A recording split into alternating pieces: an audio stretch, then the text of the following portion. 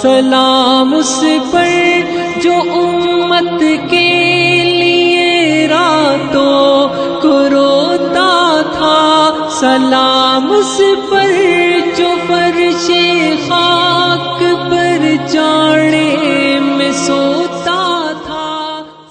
اللهم صل على محمد وعلى آل محمد كما صليت على إبراهيم وعلى آل إبراهيم إنك حميد مجيد۔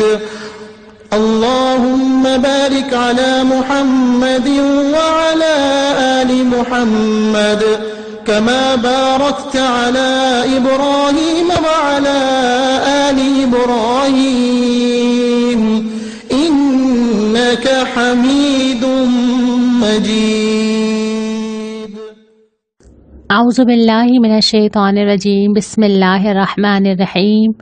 آج کلاس نمبر 17 سیرت کے اس سفر کی ہم گزشتہ تقریباً 4 ماہ سے چلتے چلتے اب مدنی دور کے آخری سال یعنی سیرت کے سفر کے آخری سال کی طرف آ گئے ہیں۔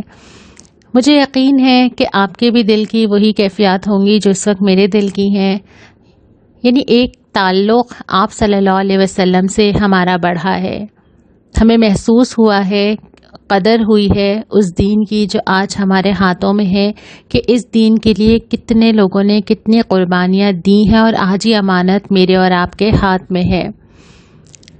گزشتہ سوالات کے جوابات آپ کے سامنے ہیں۔ ہم نے آخری کلاس میں مدنی دور کا جو نواں سال پڑھا تھا، اس میں فتح مکہ کے بعد کے حالات، غزوہ تبوک، حج اور اعلان عام کے بارے میں بھی ہم نے پڑھا تھا اور کچھ متفرق واقعات بھی اس کے اندر شامل تھے۔ آج جو ہم پڑھیں گے کہ اب مدنی دور کا جو آخری سال آ گیا ہے، اس میں بے شمار لوگوں کا اسلام لانا، حجۃ الوداع اور آپ صلی اللہ علیہ وسلم کا خطبہ، پھر آپ صلی اللہ علیہ وسلم کا وصال اور وصال کے بعد، اور پھر کچھ اہم غور کرنے کے پہلو ہیں جن کو ہم اٹھائیں گے۔ ابھی تک 23 سال کی جدوجہد بہت مختصر ہم نے دیکھی، ہم شاید 15 منٹ میں اور 20 منٹ میں ایک سال پڑھتے رہے ہیں۔ اس ایک سال کے اندر 365 دن اور اس کے اندر کتنے گھنٹے اور کتنے منٹ اور کتنی چیزیں آئی ہیں، اور وہ جدوجہد کا ایک طویل سلسلہ ہے جس میں کسی نے اپنی زندگی کے 5 سال، 10 سال، 15 سال، 20 سال جانیں، اولادیں، ماں باپ کیا کچھ نہیں دیا، اور اس پوری جدوجہد میں ہر شخص فتح مکہ کے موقع پہ تو موجود بھی نہیں تھا۔ کتنے لوگوں کے خون اس زمین پہ گرے ہیں، کتنے شہید اس زمین میں دفن ہوئے ہیں، کتنی قربانیاں دی گئی ہیں، کتنے ہاتھ کٹے ہیں، کتنے نیزے پار ہوئے ہیں۔ اس کے بعد جا کے یہ وقت آیا ہے جب لوگوں کی آنکھیں ٹھنڈی ہوئی اور انہوں نے دیکھا کہ ہر طرف سے جوڑ در جوڑ لوگ آ رہے ہیں۔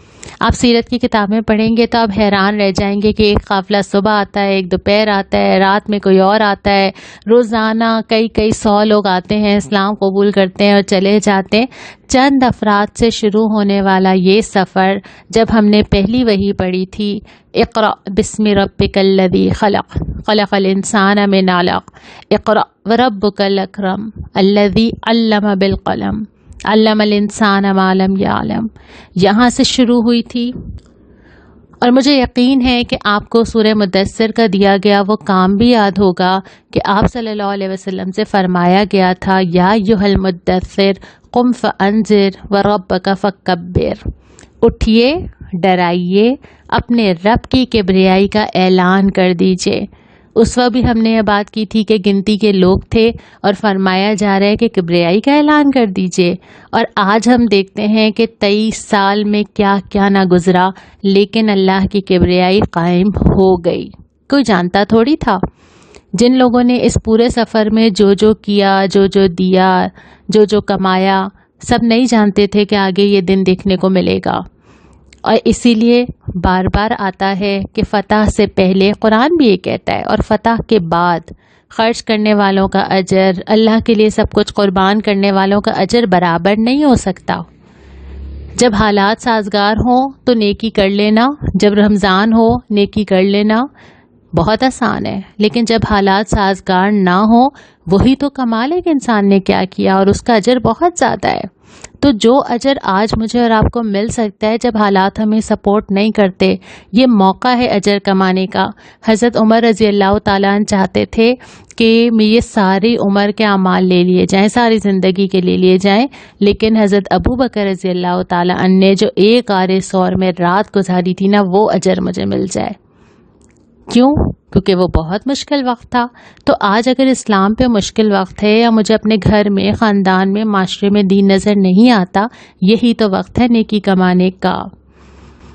ہمیں پتہ چلتا ہے کہ آپ صلی اللہ علیہ وسلم حج کے لیے روانہ ہوتے ہیں، اعلان فرما دیتے ہیں، خوب تیاریاں ہوتی ہیں، لوگ شامل ہوتے ہیں، سب لوگ تیار ہو جاتے ہیں، سفر کے لیے روانہ ہوتے ہیں۔ ایک شان سے ایک پورا وفد مدینہ سے روانہ ہوتا ہے، مکہ آتا ہے، وہاں جا کے مناسک حج کی ادائیگی کی جاتی ہے، اور اس کے بعد پھر آپ صلی اللہ علیہ وسلم اس حج کے سفر کے دوران کئی خطبے ہمیں ملتے ہیں جنہیں خطبہ حجۃ الوداع کہا جاتا ہے۔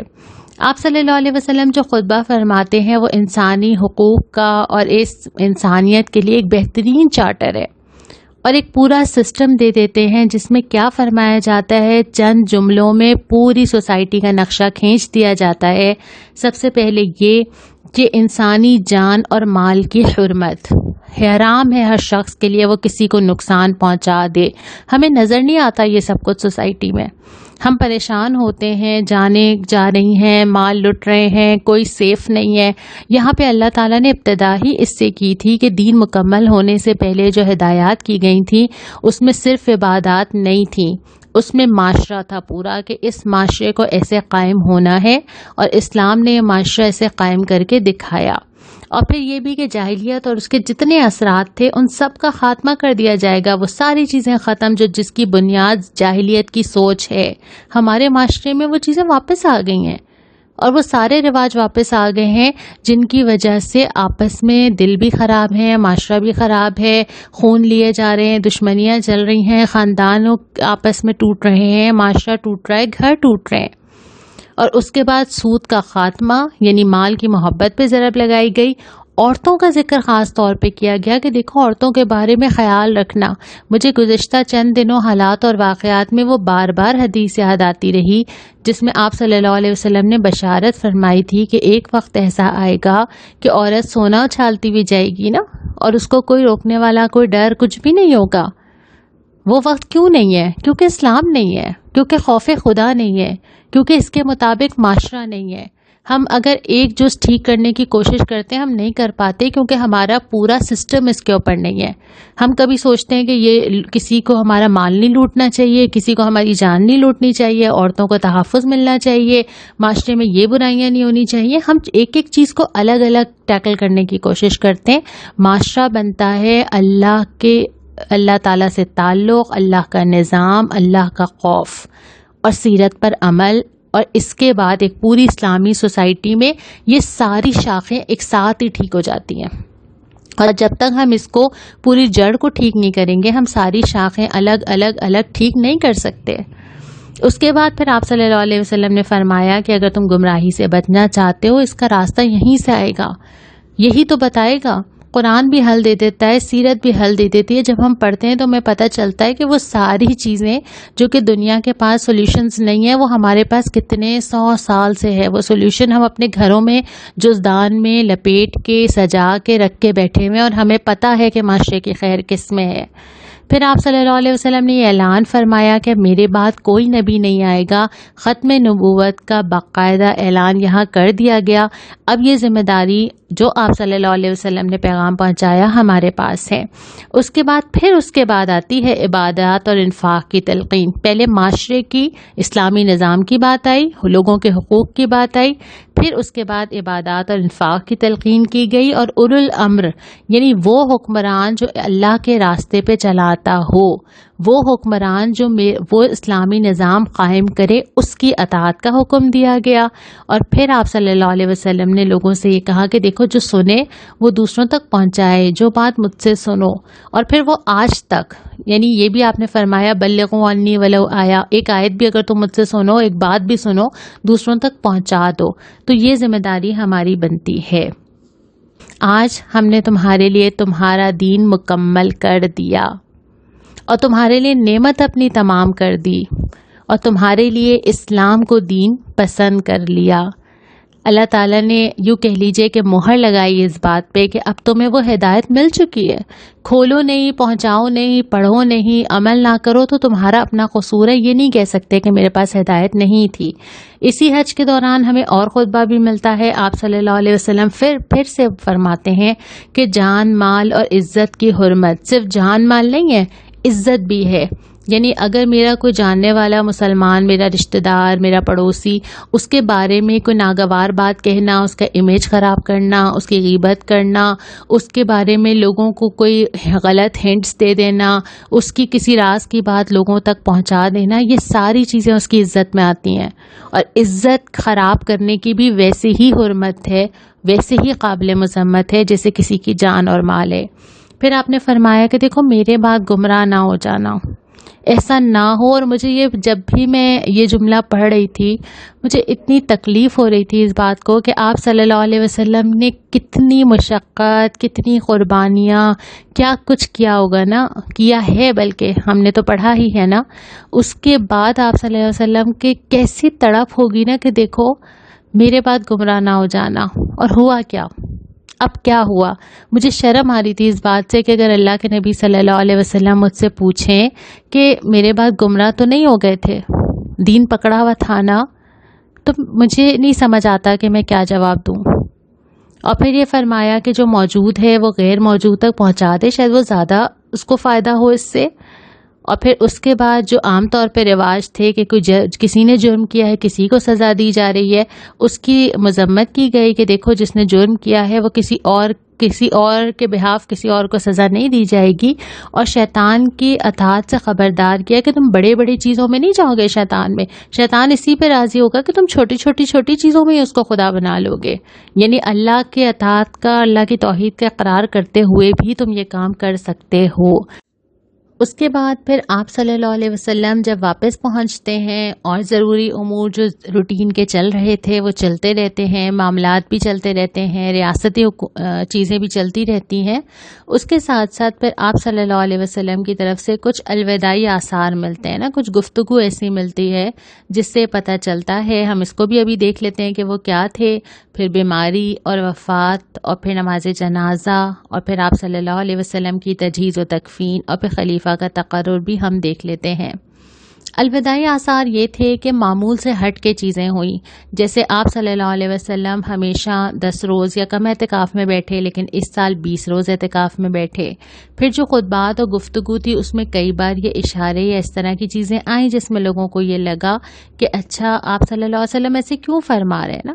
سورہ نصر کے جو الفاظ سے اللہ تعالیٰ نے قرآن میں نازل کیا کہ تم دیکھو گے کہ لوگ چوک در چوک آ رہے ہیں دین کی طرف، لیکن اب کرنا کیا ہے؟ فسبح بحمد ربک واستغفر انہ کان توابا۔ آپ صلی اللہ علیہ وسلم کو تلقین کی جا رہی ہے کہ رب کی تسبیح بیان کریں اور اللہ تعالیٰ سے استغفار کریں۔ اس سے بھی اندازہ ہو رہا تھا۔ پھر آپ صلی اللہ علیہ وسلم تشریف لے کے گئے، شہدائے احد کے لیے دعائے مغفرت کی، ایک لشکر تیار کیا جس نے جو ہے وہ جا کے جو لوگ زکوٰۃ دینے سے انکار کر رہے تھے ان سے مقابلہ کرنا تھا، اور حضرت اسامہ کو اس کی سربراہی دی گئی۔ تو ہنٹس ایسی مل رہی تھی لوگوں کو کہ اب ایسا لگ رہا ہے، اور کچھ لوگوں نے اس کو مینشن بھی کیا، کہیں کہیں ذکر آتا ہے کہ حضرت ابو بکر رضی اللہ تعالیٰ نے یہ بات کہی، اور وہ محسوس کر رہے تھے کہ اچھا اب روانگی کا اشارہ ہے۔ اور اس کے بعد پھر ربیع الاول کے مہینے میں تقریباً 13 دن کی یہ بیماری رہی۔ آپ صلی اللہ علیہ وسلم بیمار ہوئے، مرض میں شدت آتی ہے، اور اس کے بعد پھر جو آخری کے ایام آتے ہیں اس میں ہم دیکھتے ہیں کہ آپ پہلے تو یہ تلقین کر دیتے ہیں کہ دیکھو قبور کی عبادت نہ کرنا۔ آپ یقین کیجئے کہ میں نے جتنی ہدایات اس آخری لیکچر میں پڑھی ہیں نا آپ صلی اللہ علیہ وسلم کی، ایک شرمندگی ہے جو میرے اوپر طاری ہے کہ آپ صلی اللہ علیہ وسلم کے سامنا کیسے کریں گے، کیا کہیں گے، کیا جواب دیں گے۔ آپ نے فرمایا کہ دیکھو قبروں کی عبادت نہ کرنا، بلکہ یہ بھی ایک اور جگہ مجھے الفاظ میں نے پڑھے تھے کہ قبر کو میلہ گانا بنا لا۔ ہم نے تو ربیع الاول کے پورے مہینے کو ہی میلہ بنا دیا ہے۔ اور اس کے بعد پھر انصار کے ساتھ حسن سلوک، جہاں پہ ہم نے پہلے بھی بات کی تھی نا کہ انصار اور مدینہ شہر کا بہت بڑا رتبہ ہے کہ ان کے ساتھ حسن سلوک کی تلقین ہے۔ پھر اس کے بعد ایک اور جگہ میں مشرکین کو وہاں سے نکالنے کی، حرم سے نکالنے کی بات ہے۔ پھر جو وفود آ رہے تھے ان کی عزت اور مہمان نوازی، اور پھر قرآن سے تعلق کی تلقین ہے۔ یہ آپ صلی اللہ علیہ وسلم کی وصیت ہے، قرآن کو پکڑ کے رکھنا، اور اسی سے ہدایت ملے گی، یہی بتائے گا کیا کرنا ہے۔ اس کے بعد پھر ہمیں بالکل آخری دنوں میں ملتا ہے کہ آپ صلی اللہ علیہ وسلم آخری نماز کی امامت فرماتے ہیں، اور پھر 10 ربیع الاول کو حضرت ابو بکر صدیق رضی اللہ تعالی عنہ کو ہدایت فرماتے ہیں کہ وہ امامت کروائیں۔ گویا آپ صلی اللہ علیہ وسلم اپنی جگہ یہ اشارہ بھی دے دیتے ہیں۔ اور اس کے بعد آپ صلی اللہ علیہ وسلم غلاموں کی آزادی کی تلقین، ہمیں ایک نصیحت ملتی ہے۔ اور پھر 12 تاریخ کو جب میں نے یہ جملہ پڑھا نا، میں محسوس کر پا رہی تھی، مجھے لگ رہا تھا کہ شاید میں ویژولائز کر رہی ہوں وہ منظر کہ آپ صلی اللہ علیہ وسلم نے دیکھا کہ امت جو ہے وہ نماز پڑھ رہی ہے تو آپ مسکرا اٹھے۔ کیا کیا یاد آیا ہوگا نا، یا کتنا سکون یا کتنا اچھا لگا ہوگا یا کتنی خوشی ہوئی ہوگی نا۔ اس کے بعد آپ صلی اللہ علیہ وسلم کے جو آخری الفاظ ملتے ہیں وہ نماز اور جو تمہارے غلام ہیں یا جو جن پہ تمہارے اختیار ہے ان کے بارے میں نصیحت، اور پھر اللہ سب سے اچھا ساتھی ہے، اللہم رفیق الاعلی، یہ الفاظ ہمیں ملتے ہیں۔ اور پھر آپ صلی اللہ علیہ وسلم خالق حقیقی سے جا ملتے ہیں۔ مسلمانوں کے اندر غم کی جو کیفیات ہیں ہمیں پتہ چلتا ہے کہ حضرت عمر رضی اللہ تعالیٰ عنہ تلوار نکلتے ہیں اور پھر کہتے ہیں کہ جو مجھے کہے گا میں اس کی گردن اڑا دوں گا، لیکن حضرت ابو بکر رضی اللہ تعالیٰ عنہ وہاں پہ وہ قرآن کی بر وقت آیت سناتے ہیں کہ اگر وما محمد الا رسول قد خلت من قبلہ الرسل افإن مات وقتل انقلبتم علی اعقابکم، محمد اللہ کے رسول تھے صلی اللہ علیہ وسلم، اور اگر ان کو نعوذ باللہ قتل کر دیا جائے یا وہ وفات پا جائیں تو کیا تم لوگ اسلام سے پھر جاؤ گے؟ تعلق تو دین سے ہے نا۔ آج بھی جب ہم سیرت پڑھتے ہیں تو آپ صلی اللہ علیہ وسلم سے تعلق دکھانے کا ذریعہ یہ ہے کہ آپ صلی اللہ علیہ وسلم کے لائے ہوئے دین کو پکڑا جائے، اس پہ قائم رہا جائے۔